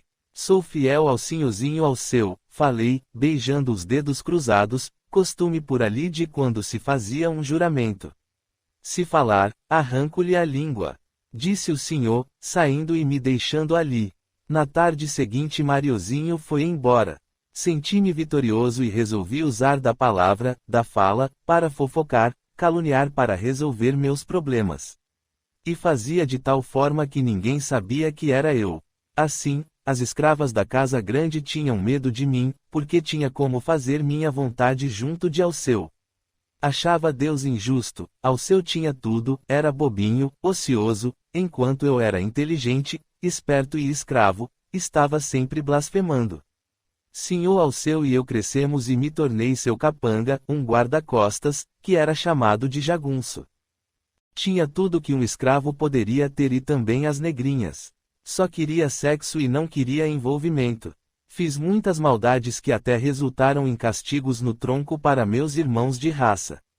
Às vezes sentia que errava, mas isso passava logo e eu continuava com minhas fofocas e calúnias. Arrumava encontros de mulheres com o senhor, ele não gostava de negras, mas de brancas, e estas eram prostitutas e algumas até casadas. E com isso tinha regalias, não fazia nada, era bem vestido e alimentado. Era como um vício, estava sempre fofocando e torcendo os fatos, mas, embora tivessem a certeza de que era eu, ninguém provava.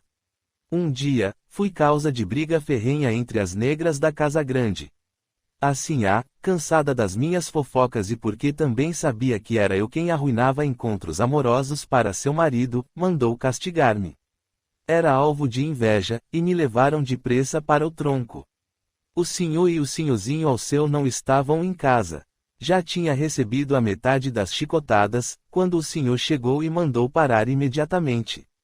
Ao saber que fora a esposa que mandara me castigar, me indagou o porquê do castigo e respondi com dificuldade, pois sentia muitas dores, é horrível esse castigo, assim queria saber se o senhor se encontra com outras mulheres e quem são elas, como eu não disse, ela mandou bater em mim até que falasse, menti. Ele mandou que me tirassem do tronco e que cuidassem de mim como um senhor, só que escondido da mulher, para ela, eu tinha recebido o castigo todo.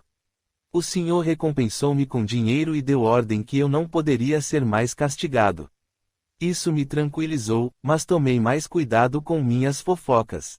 Alceu casou-se e ficou morando na fazenda com os pais. Eles tiveram 3 filhos, Alceu era apaixonado pela esposa, que era muito bonita.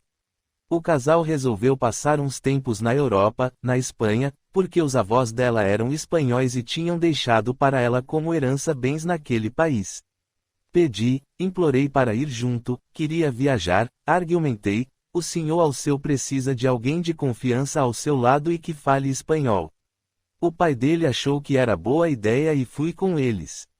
Foi ótimo conhecer pessoas, lugares, viajar de navio, ver o mar. Só que a esposa de Alceu era muito mandona e me tratava como um empregado, eu tinha que fazer isto e aquilo. Viajavam conosco mais 2 escravas que cuidavam das crianças. Achei a Espanha maravilhosa. Ela herdara, junto com outros bens, uma casa muito bonita numa cidade grande onde nos acomodamos. Havia muito trabalho, até me queixei ao senhor Alceu, que me disse que não poderia fazer nada, viera para isso. O senhor Alceu começou a sair muito, a ter amigos que jogavam e bebiam. Eles resolveram ficar por ali mais tempo. Eu escutava as conversas e ficava quieto, sentia falta das minhas fofocas. Foi então que a sinhá começou a se interessar por um dos amigos de senhor Alceu. Notei e fiquei quieto, observei melhor e percebi que ela se encontrava com ele. Resolvi me calar, porque achei que, se contasse, senhor Alceu iria querer ir embora e não era isso que eu queria. Tive a ideia de melhorar minha posição na casa e ficar à toa. Dei a entender a sinhá que sabia e que queria regalias. Ela não teve medo, me olhou, depois me deu uma bofetada no rosto e me xingou. Tremi de raiva e fui para meu quarto, nos fundos da casa. Resolvi me vingar. Sabia do seu encontro, avisei meu senhor, contei-lhe tudo. Dessa vez não inventei. Fui com ele surpreender a sinhá. Só que ela, ativa e percebendo que eu ia contar ao esposo, fez que uma das negras que lhe servia tomasse seu lugar. Surpreendemos o amigo dele e a escrava. Olhou-me, pedindo explicações. Chamei-o para um outro cômodo da casa para conversar. Senhor, sua esposa percebeu que seria surpreendida e fez que sua criada tomasse seu lugar. Pense bem, seria preciso esse senhor fazer isso tudo escondido. Ele é solteiro e se encontraria com essa negra com o seu consentimento. Depois, por que no quarto da sinhá? Ela é tão puritana, como permitiu que sua criada se encontrasse com um homem no seu aposento particular. Finja não dar importância ao fato e espere para ver. Foi o que meu senhor fez. Não tocou mais no assunto. Disse que ia sair e chegar tarde. Voltou e sabíamos que a sinhá estava com o amante. Assim que o ouvi chegar corri e encontrei senhor Alceu com uma arma na mão, ia matar os dois. Interferi, segurei-o. Não faça um desgraça dessa, senhor Alceu. Por Deus! Tirei a arma da mão dele e o amante correu e foi embora. Quando o senhor Alceu se acalmou, aconselhei, mande sua esposa com os filhos para o Brasil, para a fazenda. Fique aqui mais um tempo, fico com o senhor. Foi o que ele fez. Mandou de volta a esposa, os filhos e as negras, e ficamos ele e eu. Contratei outros criados e passei a não fazer nada. Mas meu amo mudou, ele amava a esposa, passou a se embriagar todos os dias e eu comecei a cuidar de tudo. E roubei. Peguei uma quantia de dinheiro e escondi, porque não queria voltar ao Brasil, não queria ser mais escravo. Senhor Alceu era agradecido a mim por estar ajudando-o e por ter evitado que fosse um assassino. Ele ficou doente, não queria se alimentar, só bebia. Então eu escrevi ao seu pai contando tudo, temia que morresse. E foi o que aconteceu, meu senhor ficou acamado, chamei médicos, mas não adiantou, ele desencarnou. Tive que tomar as providências, enterrei-o e avisei a família. Dias depois chegou um irmão dele, que, vendo o que eu fizera, elogiou-me. Vendeu tudo que era do irmão e voltou. Pedi para ficar, ele deixou e me deu uma boa quantia em dinheiro. Com o que tinha roubado e com o que ganhei comprei uma casa boa e grande e me instalei. Só que tinha um problema, não gostava e não queria trabalhar, e o dinheiro que sobrara não daria para me sustentar por muito tempo. Pensei e achei uma solução. Ia enganar os outros. Espalhei pela vizinhança que lia a sorte, que sabia do passado e do futuro e que também ajudava a resolver dificuldades, principalmente de amores. Tinha que fazer isso escondido, porque, embora a Inquisição não agisse mais como antes, era proibido. Jogava com as palavras com os clientes: você tem problemas com o cônjuge? Sim, respondia o consulente. Vejo outra pessoa entre vocês, falava. Se a resposta fosse não, eu partia para outra pergunta. É doença que lhe aflige? Estou vendo. E assim percebia qual era o problema e inventava. Passei também a dar uma de resolver dificuldades. Não é difícil para uma pessoa inteligente iludir quem quer ser iludido. Na senzala vira muitos negros e negras benzer, usar ervas, fazer orações, invocar espíritos. Só que eu não sabia fazer isso, não tinha mediunidade e nunca vira nenhum espírito. Quero falar a vocês, meus amigos, que eu nunca rezei nem sabia rezar. Continuava revoltado por ser negro, mesmo quando era um homem livre. E foi fácil para quem sabia fofocar como eu, iludir as pessoas, obter informações e fingir que sabia fazer isso. Comecei até a viajar para atender pessoas em outras cidades. Continuei cada vez melhor na arte de enganar. Para que seu marido volte a amá-la, a ser fiel, a senhora precisa me dar tanto, falava uma quantia e negociava. Preciso fazer um trabalho, devo comprar objetos e ervas para isso, que são caros. Não tive mais problemas financeiros. Tinha criados, vivia bem e aumentava meus clientes. E percebi que muitos tinham medo e usava desse sentimento. Sabe como é, poderá piorar. Seu esposo ou sua esposa se afastará de vez, etc. Agindo assim, atraí para perto de mim espíritos maus e ociosos, que passaram a ajudar-me. Muitas vezes, quando eu fazia chantagem, eles iam lá e atormentavam o indivíduo, que acabava cedendo à minha chantagem. Chantagista. Nunca gostei de chantagens, exclamou Suelen, interrompendo-o. Chantagem é crime, expressou Eleocácio. E pelo jeito você, Damião, sabia fazer, falou Maria Goretti. Fazia de um modo que não parecia ser chantagem, não falava abertamente. Eu fiz isso, dizia às meninas, faça isto, senão você pode se machucar, cair, ser atropelada, seus pais podem saber, etc. Mas falou Damião Chantedia, e porque tinha os que se deixavam chantagear. Sabia que muitos pediam até dinheiro emprestado para me pagar, passavam dificuldades, mas pagavam porque queriam. Eram pessoas sem fé verdadeira, sem crenças sinceras, que não oravam. Porque, se fossem pessoas seguras, religiosas, eu não teria conseguido fazer isso. Esse fato sempre existiu e existe. Porque sempre há os malandros que sabem ou fingem saber fazer esses trabalhos e os imprudentes que procuram esse tipo de coisa, que pensam que é ajuda, existem pessoas que temem e pagam. Uns abusam das pessoas e outros se deixam ser usados. Não estou tentando me justificar, mas se não existisse quem procura esse tipo de trabalho, ajuda, não existiriam os que enganam. Eu não entendia disso, mas há os que entendem. Trabalham junto de desencarnados enganadores como eles, imprudentes e tolos são os que procuram, gastam dinheiro à toa e dificilmente resolvem alguma coisa. Damião fez uma pausa, suspirou. Mas continue, Damião, você não fez nada de bom? Não fez uma boa ação? Perguntou Zefa. Acho que não, respondeu o ex-escravo. Se fiz, foi muito pouco. Ajudei alguns escravos na fazenda, meus criados, dei alguns bons conselhos aos consulentes. Creio que até auxiliei algumas pessoas, mas fiz muito mal. Por causa das minhas fofocas, fiz 2 clientes brigar, duelar, embora isso fosse ilegal, e um deles morreu. Fico muito triste quando penso nisso. Pensa-se muito que todos os escravos eram bonzinhos e coitadinhos. Dou risada disso. Muitos não eram bons nem coitados e alguns eram uma peste como eu. Vejo-os como pessoas comuns que passaram por um aprendizado, uns aproveitaram a lição e outros, não. E como acabou isso? Como desencarnou? Perguntou Benedito. Chentediei uma senhora que contou ao marido e ele me denunciou. Fui preso, me bateram muito. Estava na prisão pensando em chantagear para sair dali, sabia de muitos detalhes da vida de pessoas importantes, influentes. Aí recebi uma garrafa de vinho. O carcereiro me deu, uma senhora bem vestida lhe mandou, e também o recado de que sairá logo. Sorri, satisfeito, e bebi o vinho, estava com vontade e a bebida era boa, minha preferida. Foi quase no final que comecei a passar mal e entendi, tinha sido envenenado.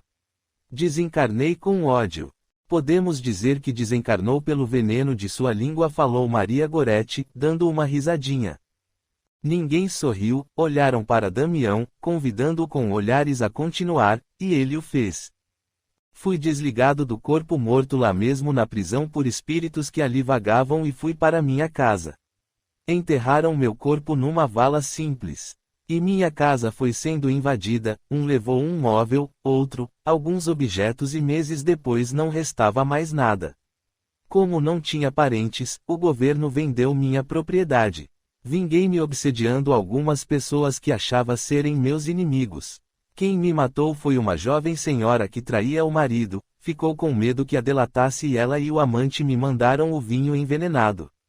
De fato, saí logo da prisão. Um espírito que me odiava e que queria vingança me prendeu e me trouxe para o umbral, para esta região, e me levou para um julgamento. Pedi permissão para falar e convenci o juiz que poderia lhe ser útil. Vou lhe dar uma tarefa, se sair-se bem ficará conosco, se não, será castigado. Fui e fiz bem a tarefa. Tinha que fazer um grupo brigar. Usei da minha facilidade para fofoca, calúnia e logo o grupo estava brigando. Fiquei como servidor desse juiz e me especializei mais ainda nesse setor, que para mim não é difícil. As pessoas, na maioria, falam muito, usam a linguagem indevidamente. E só dar um empurrão que falam mais que deviam. E como surgem problemas, dificuldades por esse fato.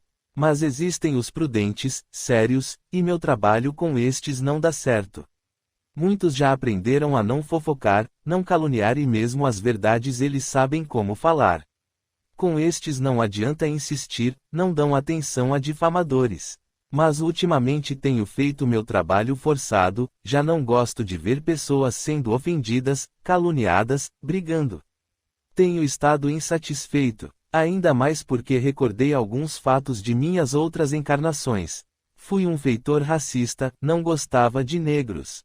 Em outra fui um professor com muitos conhecimentos, mas também racista, que falava que era certo ter escravos. Reencarnei negro e escravo na tentativa de aprender a amar a raça negra. Só piorei, fiz coisas abomináveis. Você foi caluniador, talvez na sua próxima encarnação seja mudo, expressou Ademir. Seria um modo de não falar coisas ruins, disse Damião. Que adianta? Ele se vier mudo, não falará porque não pode. Quero ver se ele volta normal e usa bem a linguagem, falou Eleocácio. Não posso fazer planos para o futuro se não sei do meu presente, disse Damião suspirando. Mary, por favor, deixe-me ficar aqui com vocês. Se vai ajudá-los, faça também algo por mim. Quero sair desta vida, mudar, parar de fazer maldades.